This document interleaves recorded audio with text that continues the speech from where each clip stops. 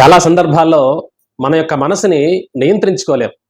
ఈ మనస్సు యొక్క పనితనం ఎలా ఉంటుందంటే, మన యొక్క మనస్సుని నియంత్రించుకోవాలి అన్నటువంటి ఆలోచన కూడా మనకు రానివ్వదు. అలాగే తెలుసుకోనివ్వదు గూడా.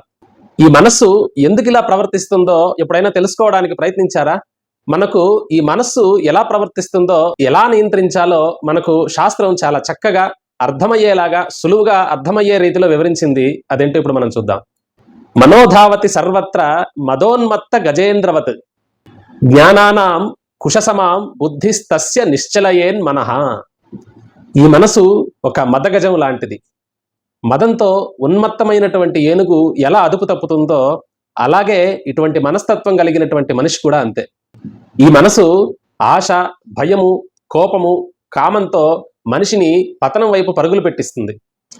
ఎలాగైతే ఏనుగుని అంకుశంతో నియంత్రిస్తారో అలాగే ఈ బుద్ధిని జ్ఞానం అనే అంకుశంతో మనస్సును అదుపులో పెట్టాలి. ఇలా అభ్యాసం చేయడం ద్వారా మనస్సు మెల్లగా అదుపులోకి వస్తుంది. జ్ఞానం లేకపోతే మనస్సు మనల్ని పతనం వైపు పరిగెట్టిస్తుంది. అదే జ్ఞానం మనకుంటే మనసుని మనమే భగవంతుడి వైపు నడిపిస్తాం. అదే మోక్షం. స్వస్తి.